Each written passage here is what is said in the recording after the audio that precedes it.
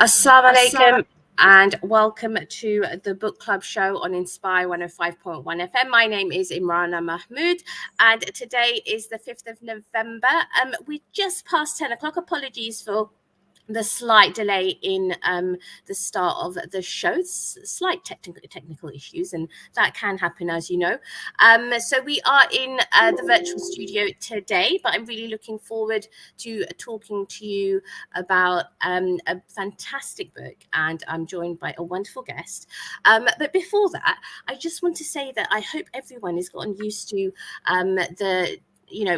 all the timings since daylight savings kicked in, because I know this happens every year, but for some reason I still need time to adjust. I don't know how you are as listeners out there, but the best thing is I enjoyed my half-term break. I hope everyone who had their break also did, and the best thing I enjoy about half term is being able to curl up on the sofa with a good book, which brings me on to our guest today, who is Mahsuda Snaith. And I'm going to do a quick introduction to Mahsuda and also talk about her book, The Things We Thought We Knew. So Mahsuda is a writer of novels and short stories. Her debut novel, The Things We Thought We Knew, was released in 2017 when she was named an Observer New Face of Fiction.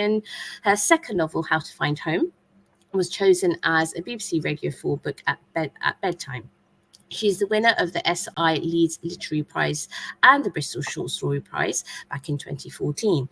Mahsuda has led creative writing workshops in universities, hospitals, schools, and a homeless hostel, and has worked as a writing mentor for a variety of writing organizations. So that is, I think, a really wonderful introduction to our author, who we are talking to today. And all of this, you'll be pleased to is part of the Luton Literature Book Festival, which is taking place this Saturday on the 9th of November. It's an all-day event, absolutely packed. So you've got a really wonderful adult program and a children's program. So we're going to hear more of that on today's show. So the first thing I'm going to do is I'm going to say good morning to Mahsuda. I hope you're there. So you're. Hello there. Hi, how are you this morning? I'm okay, thank you. As you were talking about the daylight saving, it does really make such a difference, doesn't it? It knocks us. It happens every year, twice a year, but yeah, it's still not. Yeah, I mean, it's such a valid point. It's actually twice a year, and I know, it's so strange, but I hope that you've kind of kind of adjusted and stuff. And thank you so much for joining us on the show this morning as well. So I guess maybe just to start off, can we hear a little bit about your involvement in the book festival on Saturday, and then we'll go into a little bit more detail about obviously one of your books obviously that you've written. You've written obviously more than one, but yeah, I think that might be a really great place to start.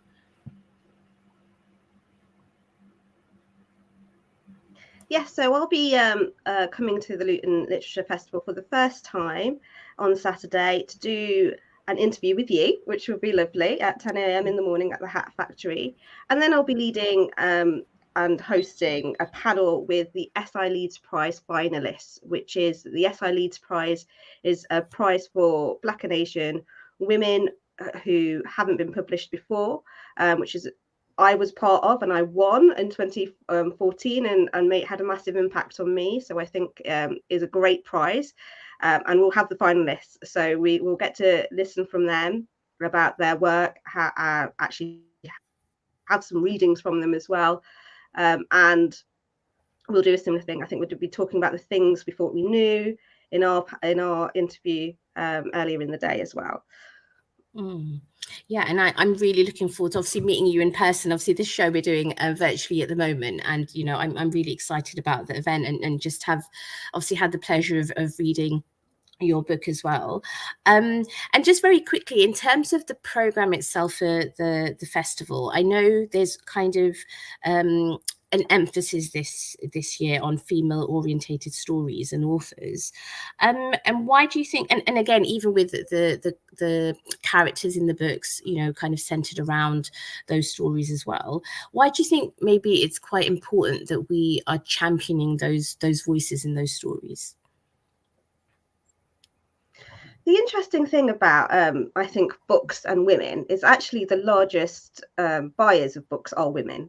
But I think sometimes we can get ignored a little bit in the sense of women writers about our stories are sometimes called domestic and kind of trivialized.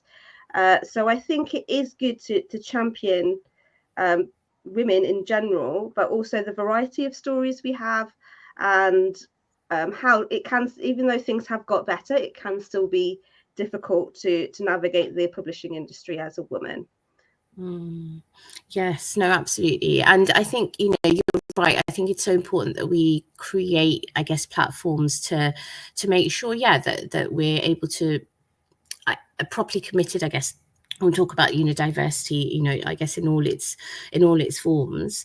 So then maybe coming on a little bit to your book itself. So obviously I had the pleasure of reading the things that we thought we knew, and I thought it was such a really wonderful book to read. I think you write beautifully. It was really heartfelt. I think there's so many aspects of it that I think resonated with me, or I definitely know that people I know would, if they were to read it, and I'm going to obviously recommend that they do read it, would resonate with it as well.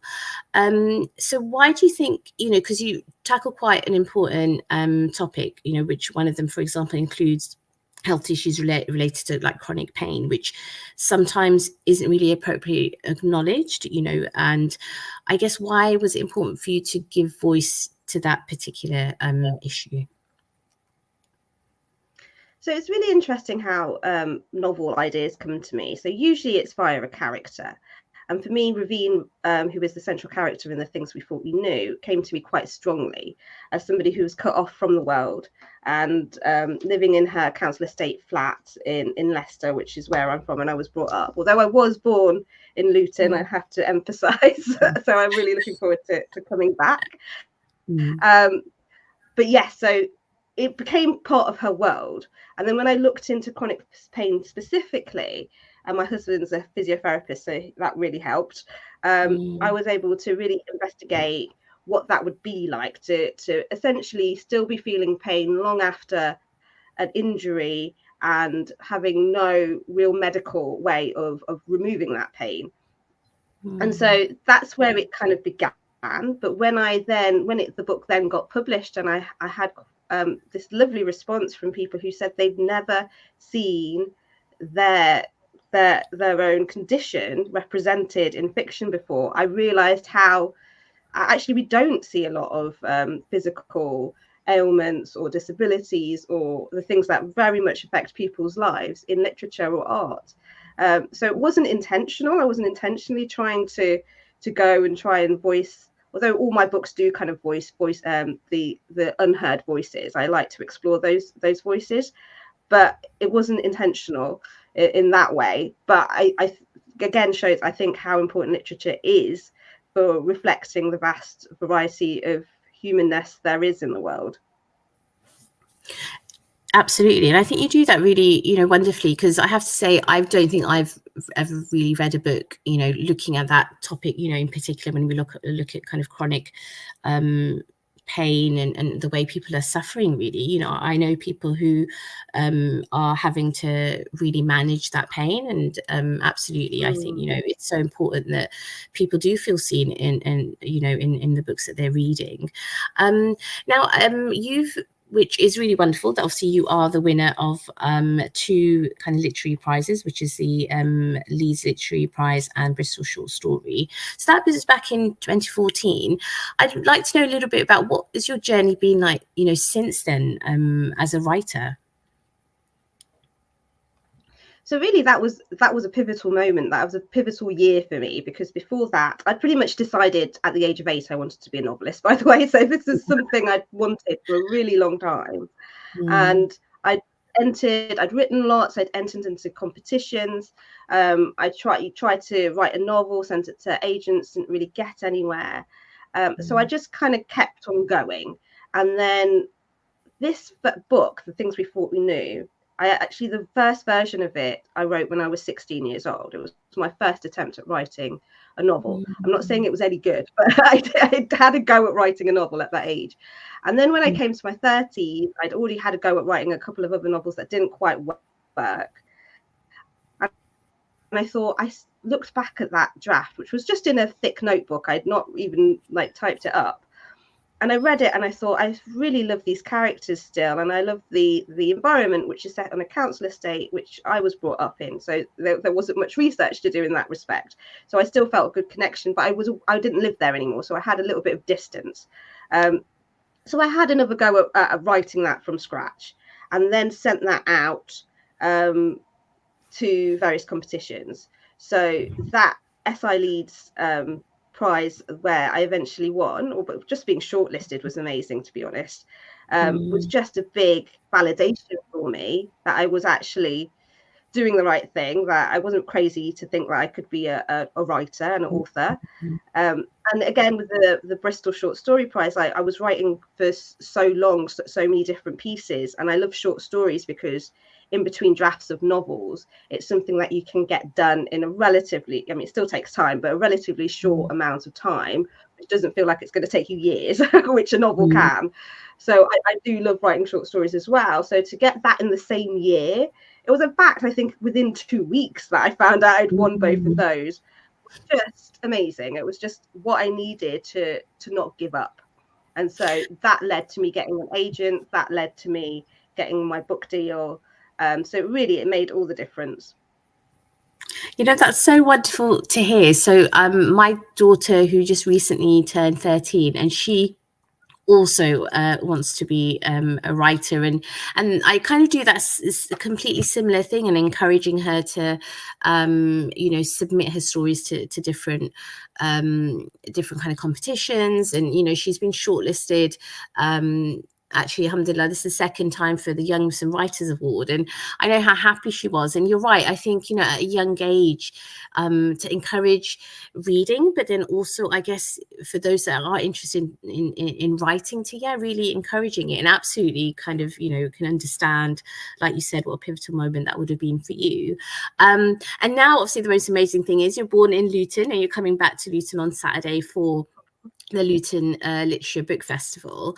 And I guess, so just maybe a little bit, there's a question I have, around that. Obviously, it's really important that I think anyway, that we have festivals which obviously cater both for kind of adult readers or young readers. So the other thing is, so for example, obviously I've got, like I said, young teens, and we're in an age of social media. And obviously as a mum, I think that's a big distraction. So I'm constantly like, turn that off and read a book. Do you think literature festivals can kind of help maintain that love of reading and books, it's in this kind of age of social media?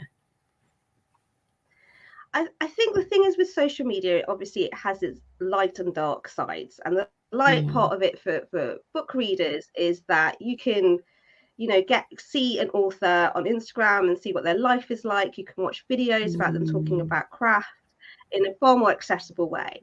But the thing that you don't get, which I think you do get in live even if it's live streamed, or definitely in person events, is to actually see the author and to ask your questions. And it just has a completely different atmosphere. Like that's how I really started, is I went to as many events as I could that had author events around me, because I just wanted to absorb everything.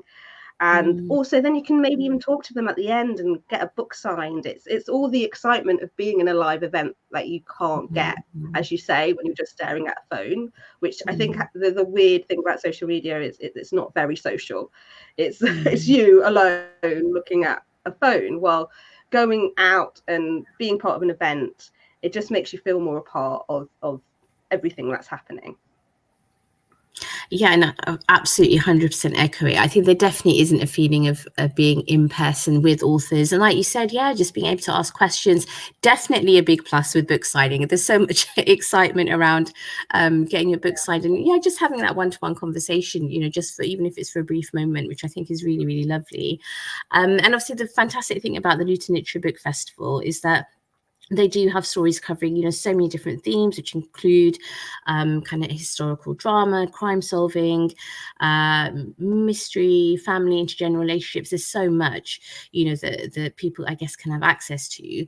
And like you even said, absolutely, of course, there's a, you know, there is always a plus side to social media. And obviously the great thing about Saturday is that obviously people can attend in live, but there are also hybrid events that people can attend, you know, kind of as in watch live stream.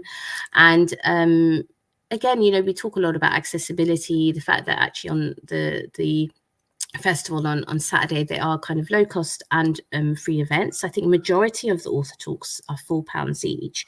And I think even for the children, the children's kind of program, you can get one free accompanying adult ticket for, you know, those as well, which is, you know, fantastic.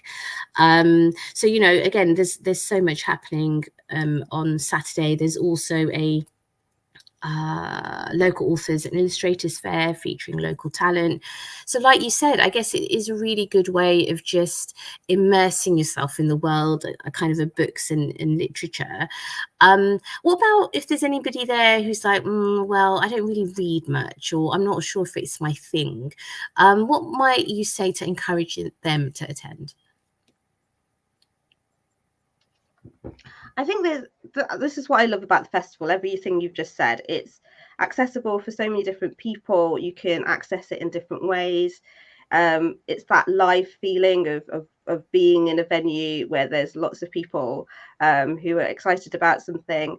And I think if reading isn't for you, if it's not something that you're big on, I think it might still be really interesting to come and hear someone talk about their experiences of reading or being a writer, or like, even if you're coming for your kids mainly, you want your kids to get involved in it. I would encourage the parents to come and see if there's anything for them, because I think there's always a book for every person if you're up for reading it. So I think, yeah, just explore. And there is so much on offer this Saturday, with events, you know, all through the day at the Hat Factory and Luton Central Library, that I just think it'll be a really lovely thing to be part of. Just come along and see if it is for you. And I love the fact that it's low cost as well, because that was very, very important to me growing up. We had very little money. We grew up on a council estate, single parent mother. So those free events or those low cost events meant that I had access to writers. Like living in Leicester, I really didn't have a lot of access to writers or to the publishing industry. So if people came and they came to library events or they came to festivals, I would grab that, because that was such a rare opportunity. Yes, exactly. I think it definitely is. You know, we're really lucky that we've got like a festival, which is, you know, I think this is now oh God, I should know this. Is it the second or the third year? But either way, I mean, it's been, you know, a really fantastic event, and we'll be going to a break soon.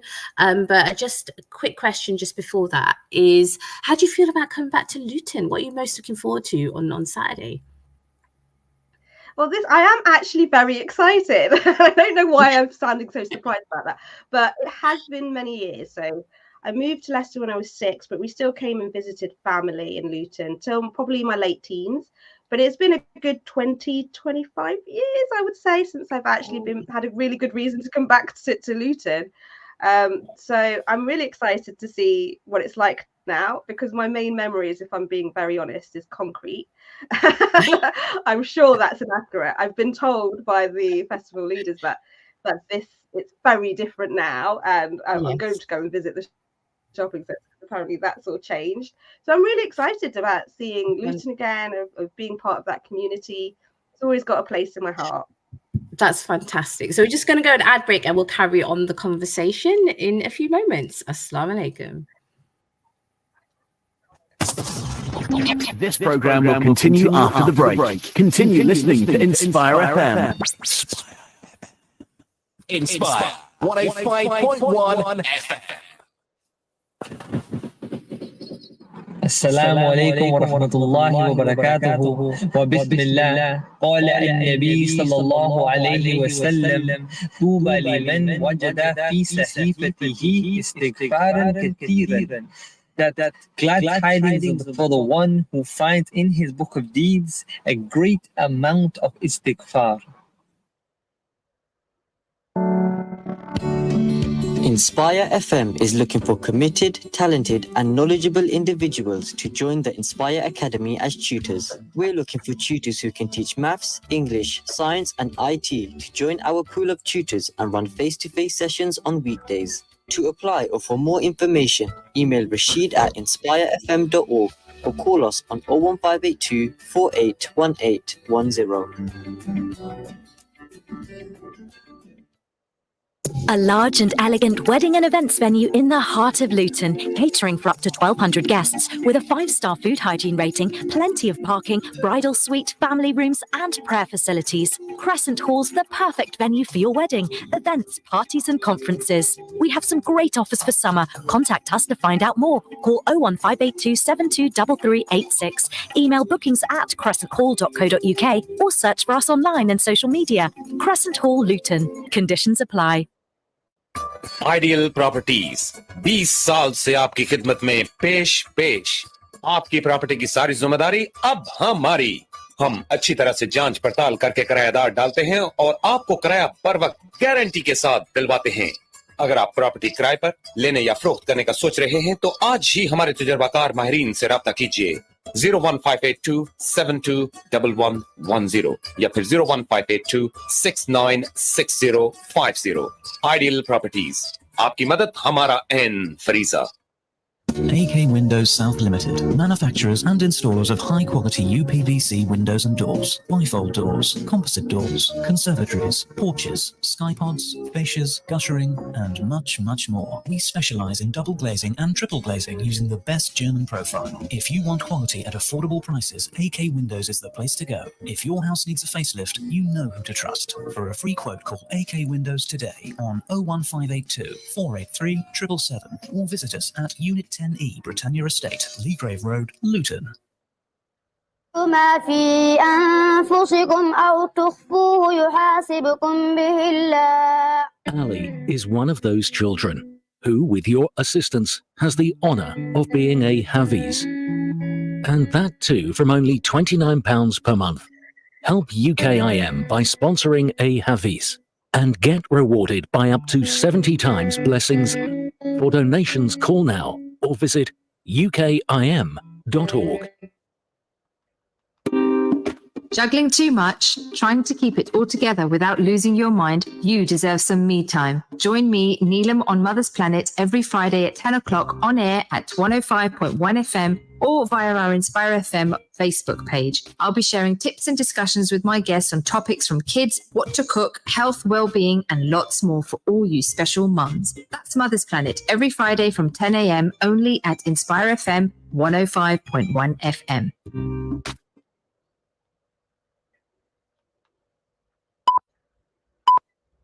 From the studios of Inspire FM, the time is now 10:30.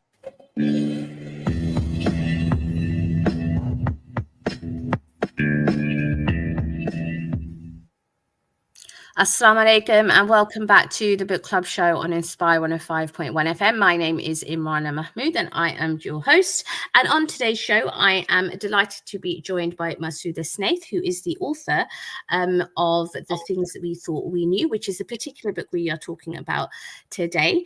And this is in the context of the Luton Literature Book Festival, which is taking place on Saturday, 9th of November. We have lots going on at this event. So we were discussing some of that in the first half of the show. You've got 4 different author events, which I have the pleasure of facilitating, so I'm really looking forward to it. So those 4 author events, so of course include Mahsuda, but also there is Jasmine Elmer, who is the author of Goddess with 1,000 Faces.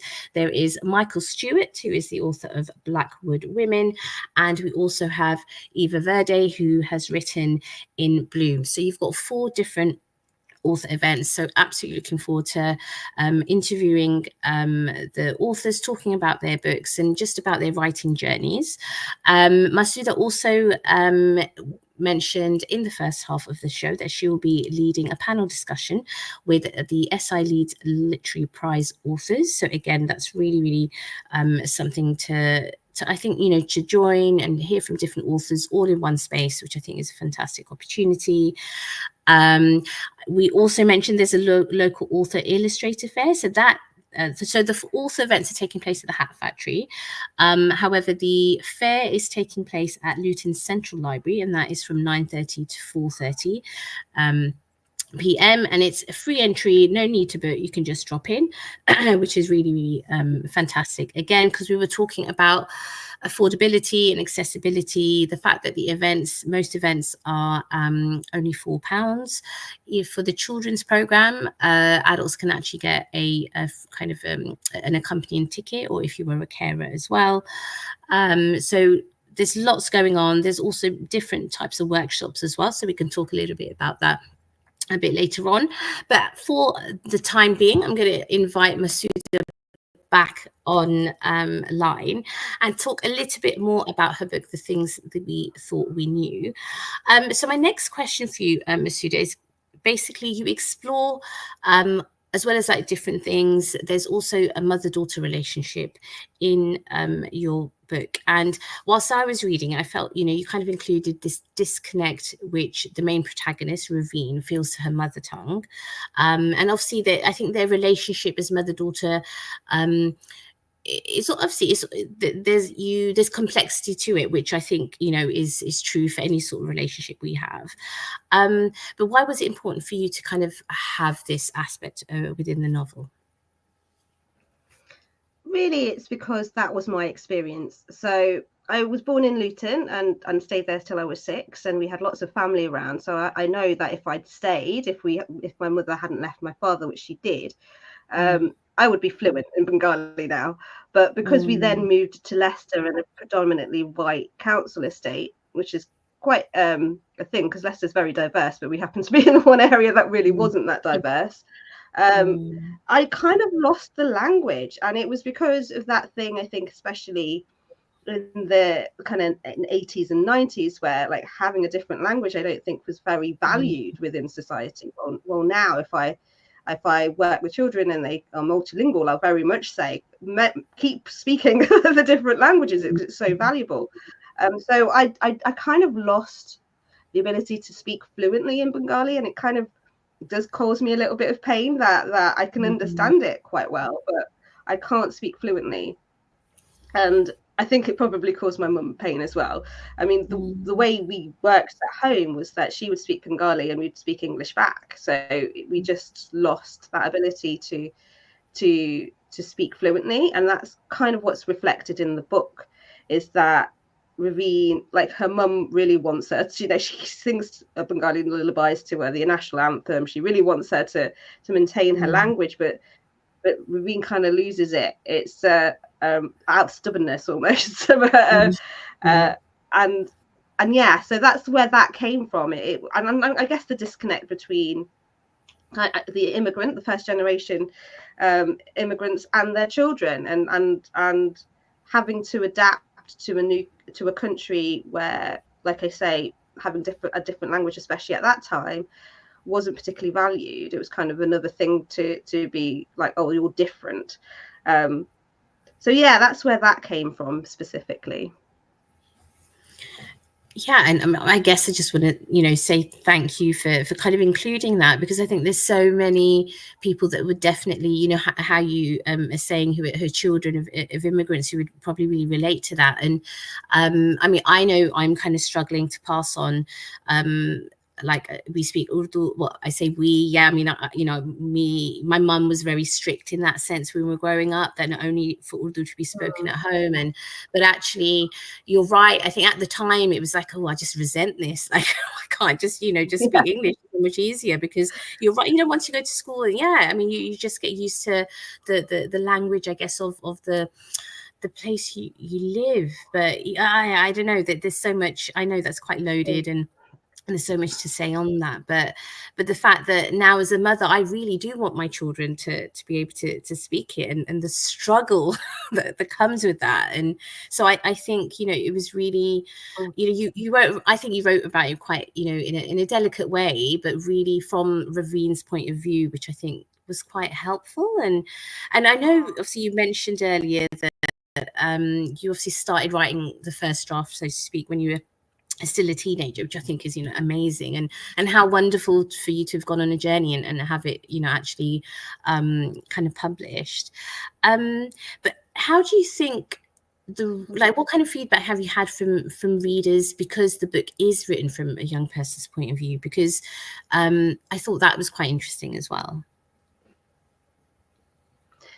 I think again, the reason that I chose that particular perspective, actually, in my first draft when I was 16, it was very much focused on the child. So it's split in two, this book. So we've got Raveen as an adult at 18 years old, and then she's reflecting back on her childhood growing up on the estate. And originally, that first draft was mainly focused on her childhood. But in the redraft, when I came back to it in my 30s, I focused a little bit more on her being 18. And I think 18 is that age where you're technically an adult, but really you don't have all the knowledge that comes with being an adult.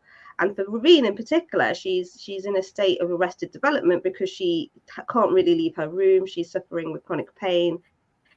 She's in her mother's flat. She doesn't have any prospects of getting a job because she didn't do particularly well in her GCSEs because of the pain. So she's in that point of life where you're told that you're an adult now, you can go and do adult things, and she really can't. She's in an impossible situation, and I really wanted to explore that coming of age narrative of like that point when you're 18, early 20s, where you're really learning who you are. And hopefully that's where the journey you go on throughout the novel is. By the end, she knows a little bit more about who she is and what she is capable of. Yeah, I mean, the things we thought we used, definitely, you know, it would be a good way to describe a coming of age story. And I think what was one of the interesting things quite early on in the book is that, if I remember correctly, Raveen's gifted like a journal, or she has something where, you know, her mum's encouraging her to kind of write her thoughts down. And I thought actually that's, again, really interesting, because obviously for yourself as a writer, but I guess just generally, like you said, at that age, you know, and especially in current times where young people really do suffer from, you know, you get different mental health issues that young people are suffering from, and really, you know, trying to manage, I guess, the world that they live in when there's so much going on around them. So I guess there's kind of two bits to that question. Like, number one, what is your own creative writing process like? And what advice would you give to maybe younger people who might want to try out journaling or even writing stories? So I have always journaled kind of sporadically throughout my life. When I was younger, I used to write to my imaginary cat, which I do write her letters telling her about my life. So that's but I kind of, that's an interesting in terms of like relating that to creativity. For me, that was just me getting stuff out. But in terms of creativity and writing fiction pieces, I do sometimes try and get to a character, because if I want to get to know a character a bit, get them, well, I say get them, it's me, but to just get them to tell me what they think, and I'll just write it out, kind of free flow, to hear their voice, because obviously I'm quite aware of my own voice, and so I want to hear what the difference is. And I think journaling can really help with that, because you get used to just writing without overthinking, and I think that can be one of the killers for any writer, but particularly if you're early career or developing writer, is that you want everything to be perfect, and it's never going to be, and definitely not in the first draft. So what journaling is great for is just letting you just write kind of stream of consciousness without going back and editing it straight away, which is a very tempting thing to do.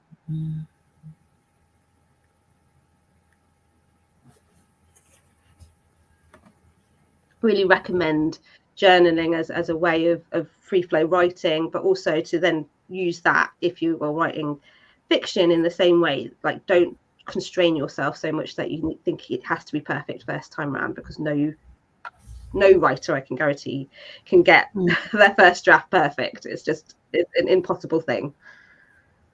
Yeah, and I love the idea of free flow writing, because I think that's maybe where the difference lies. Because obviously, those of us who've obviously gone through school and the education system. I mean, if you have a really great English teacher, that's really wonderful. But obviously things are still very prescribed. You have to write in a set way or looking at a set text, and sometimes that can be quite prescriptive. And I think that's the most beautiful thing about free flow writing, because it really is a kind of almost letting go of any inhibitions that we might have, and like you said, this kind of temptation to want to edit. Again, there's a lot of, I think sometimes that that voice kicking in of like, oh, don't make a mistake, or you need to fix, if you do make a mistake, you need to fix it straight away, because we're kind of used to that, because we're especially I think for young people, geared towards this sitting exams and making sure everything's right, and I think it's such a wonderful way actually if you do journal, because it's not like you're handing it in for anyone to mark, right? It's really just for you and yourself, and just getting used to getting your thoughts on paper. And I think that's really great advice, for hopefully there's anyone listening in, or if you're a parent and carer and you want your kind of children to really get into writing and just kind of get used to it. I mean, I would probably definitely encourage just writing your thoughts down. So I love what you said about your imaginary pet cat though. So maybe that's another thing someone can do if they have like an imaginary friend. But just coming back a little bit about because we spoke about the festival, Luton Literature Book Festival on Saturday. Obviously kind of trying to ensure that they're really diverse, not just in terms of the program, but all sorts of things, including accessibility, the fact that a lot of the events are hybrid, but when we talk about this idea of kind of diversity and like diversifying programs, the word representation obviously also kind of even though they're two different things, tends to fall in with that. So as a writer, obviously you've been on a journey, we're looking forward obviously for you to coming to Luton on Saturday.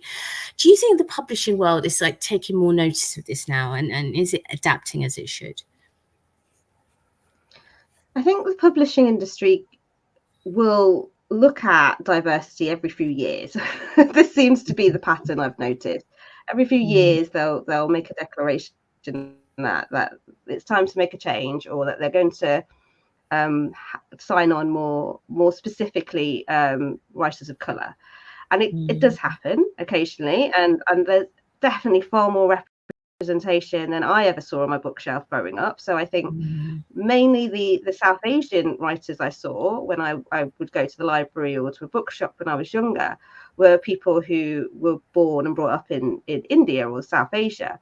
And you didn't, very, very rarely did I ever see a British South Asian author apart from Mira Sayal. That was the only person I ever remember reading that was British Asian, which is ridiculous because we've been in this country for so many decades now.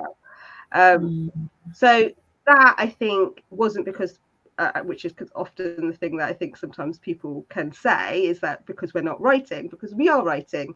It's to do with, I guess, what the publishing industry thinks is commercial. And I think that whole idea needs to be kind of worked with. How do we market books from people who, from different backgrounds, to a wide variety of readers? Because we also have to think about reader bias as well. And will you pick up a book if it's from a name that you're not familiar with, that is from different prejudices that sometimes people don't really realize they've got. So yeah, how can we get people to buy books from diverse writers in the same way that they would buy Richard Osman's latest book, or those far more mainstream white authors? So I think that's the thing that really needs to be tackled within the publishing industry, of like really thinking about how sell us in the same way. So this is all good and well to sign on lots of writers, but if you then drop them quite quickly because they're not getting the big sales that their white counterparts are, that's really not going to have effective change. And that's such an interesting actually insight, I think, that you've shared, because absolutely, it's like you said, it's one thing signing diverse authors on, and again, the word diverse again can be it's just like it's a heavy word, isn't it, because it carries so much to it, but yeah, absolutely, like how do you make sure that people who will have a certain bias pick up a book they wouldn't normally read? And it's such an important thing, so the publishing industry, but I guess anyone really in the literature world, right? So and I guess maybe that's why the festival on Saturday is really important, because it is inviting authors along who are both kind of national but also local, and kind of inviting, I guess, an audience to really come and get to know those authors and their books, which again I know we spoke about in the first half of the show, and I guess also there's definitely something about how we can create those spaces. So a lot of listeners will know that I run a women's book club in Luton, and I think one of the best things about being part of a book club is you get to read books you wouldn't normally read, and the only way that happens is if you do have a diverse group already kind of that exists, because if you already have that within your group, naturally you'll have people recommending books that they like, and then you'll be introduced to something new. And and I always encourage people to, and it doesn't have to be this really formal type of book club. It could just be with some friends, and you just get together and recommend books to each other and just have a chat about them. So I think that absolutely just kind of echoing everything that you've said. So maybe just a little bit more about the festival itself, but also the fact that obviously I'm going to be interviewing you on Saturday about your novel, your debut novel, which was the things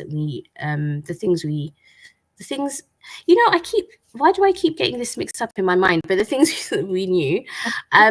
So what about your second book, and a little bit of information about that? So I always kind of differentiate the two books, as my first novel is about a British Bangladeshi girl growing up on a council estate in Leicester, which I then jokingly say isn't autobiographical, but is kind of isn't, because it's a completely different person from me. I don't think Ravine is me, but that was like I say, easy to research and a world I knew. While How to Find Home is about a homeless girl who goes on a Wizard of Oz style adventure from Nottingham to Skegness. So that one I had to research, and I wanted to research. I was always curious. We didn't have a lot of money growing up, but my mum would always give me money to give to homeless people and kind of push me forward and make me give money to people on the street. And I always found that fascinating, because we didn't have a lot of money, but she was really insistent on helping homeless people. So that made me very curious about how you could become homeless, what that world might be like. And so that required a lot of research, because I did not want to get that wrong. I wanted to make sure I'm not repeating stereotypes or getting that world wrong.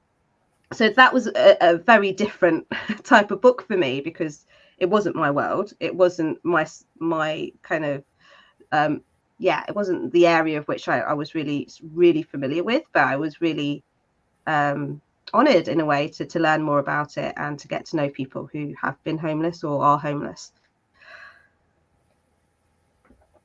Yeah, and I guess it really touches upon the fact that in both your novels you do kind of tackle important issues that maybe not everyone would obviously be familiar with, or we have like a really biased maybe kind of thoughts, I guess, in terms of like you said, people who are homeless, who are unhoused, and actually how all of that can happen in the context of that.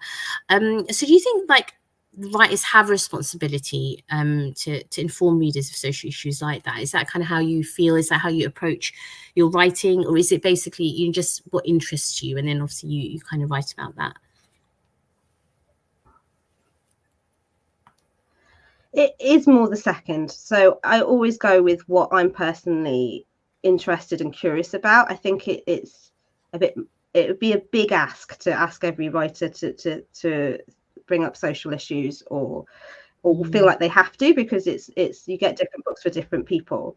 But I have always been interested in the voices we don't hear as much from, especially in literature, especially as a person who came from a very particular background that I never really saw represented in books, being working class, being British Bangladeshi, never saw that in literature. So I am really curious about those worlds, but also about breaking the stereotypes. So living on a council estate, there's a lot of stereotypes about what type of people live there, and kind of myths about gangs and drugs. And I'm not saying that doesn't happen, but it happens throughout the country, and it doesn't just happen on council estates.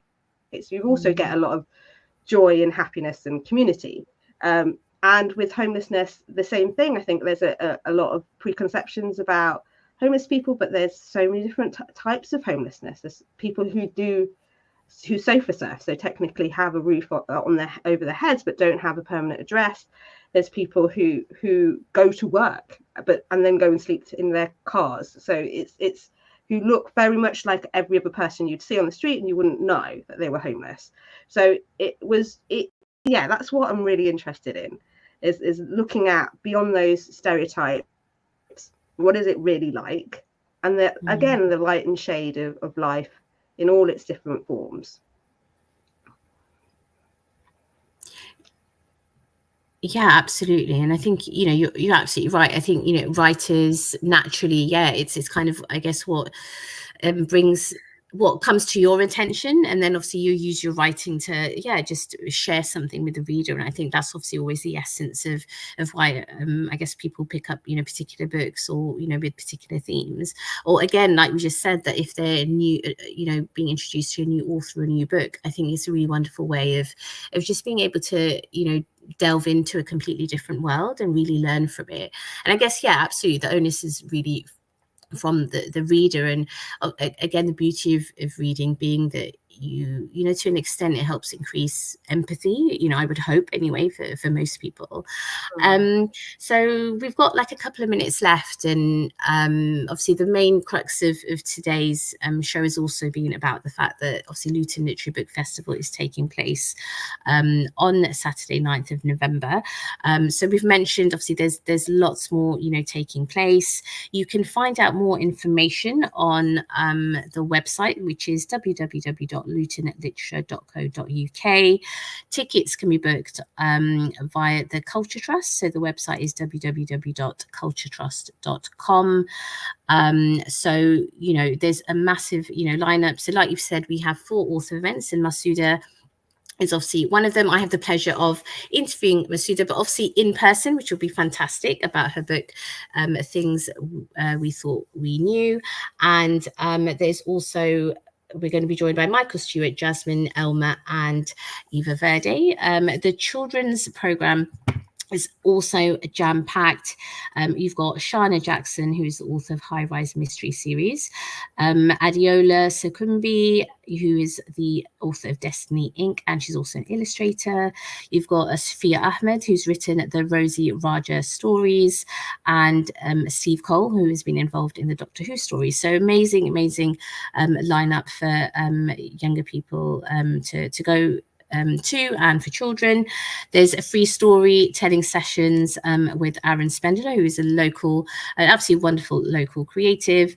You've got craft sessions with Mary Hearn, and you've got creative writing workshop with Lockett and Wild creator Lucy Strange, which is suitable for 10 to 12-year-olds.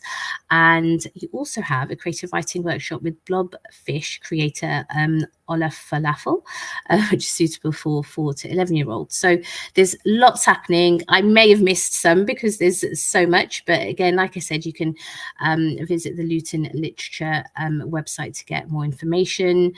Do you have any final words, Mahsuda, just before we end? I think we might have about 30 seconds. Okay, no pressure. Just to say about the SI Leads, I would obviously come to my event with Imrana, that would be great. But the SI Leads prize one, particularly, you'll hear such a variety. And I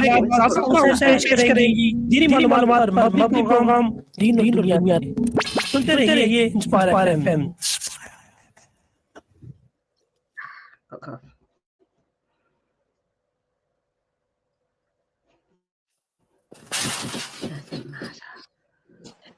السلام عليكم. بسم الله. قال النبي صلى الله عليه وسلم: من رغب عن سنتي فليس مني. That whoever abandons my sunnah is not from me. How many times have you needed urgent medical supplies but don't know where to go? At Harris Pharmacy, we take pride in delivering a high-level healthcare to our community. This is why we have services such as private one-to-one consultation, free prescription ordering from GP and delivery to your home, mobility aids such as providing wheelchairs and many other items for everyday use. Call us today on free phone 0800 458 2850 to discuss your medical needs. We are open from 9 a.m. till 7 p.m. Monday to Friday and 9 a.m. till 4 p.m. on Saturdays. Harris Pharmacy, 165 A/B, Dunstable Road, Luton.